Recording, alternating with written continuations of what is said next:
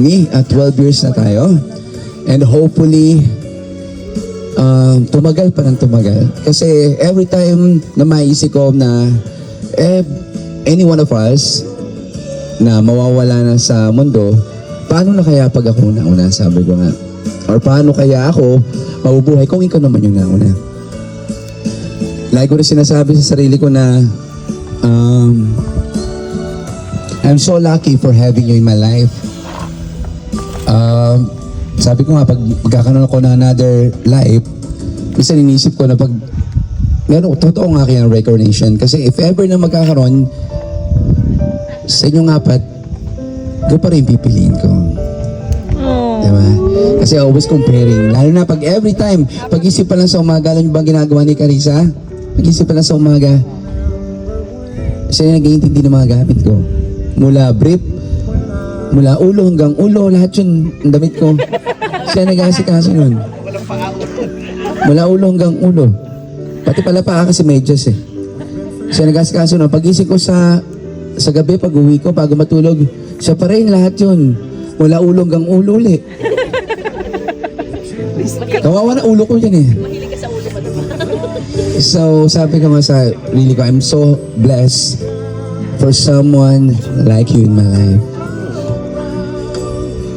Tapos pag narinig ko yung mga kanta natin na kung paano tayo nagsimula, yung gusto kita, tsaka ano pa yung isang paborito natin, nung nililigawan pa lang ako nun. Di ba yung paborito mo? Yung by MYMP? Diba? Tanda ko, di mo tanda yun. Every time narinig ko yun, wherever I am, naalala kita. Sa inyong apat, ikaw lagi naalala ko. Naalala nga ako nung iba pag hihingin pera. Tapos alam mo ba ni? Kung paano tayo nagsimula noon, kung paano ka ayawan ng family ko. Kasi not because of who you are, but because ayaw na ula ko masaktan. Kasi the third one na nangyari sa buhay ko noon is nasaktan ako. At ayaw talaga nila yun. Every time na pumunta ka doon sa partido ko, tanda mo noon, may lamay noon. Diba? Nirahambol ka ng pamilya ko doon. Pinaikutan ka noon. Dinidiscourage ka nila na layuan mo na ako. Sabi sa'yo ng mga tita ko, layo mo na kahit pogi yun, layuan mo na. Pero pinaglaban mo ako. Kaya nga't nabot tayo ng 12 years.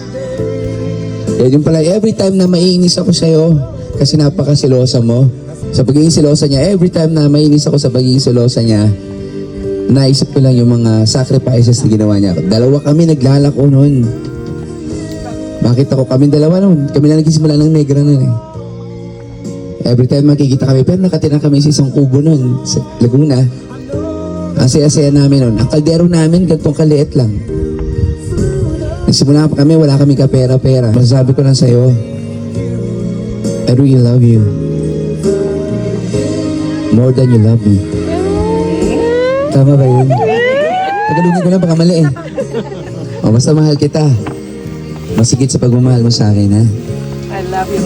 Katulad ng sabi ko, if ever na mabubuhay akong muli, you're the one I'm going to choose. I love you. Daddy, hindi talaga ako kasi sinusulatan kita ng letter. Gusto ko kasi sinasabi ko sa inyo personal. Lagi ko din naman sinasabi sa iyo kung gaano kita kamahal. At gaano kita pinapahalaga.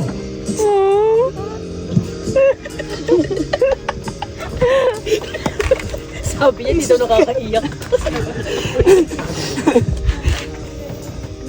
Ano?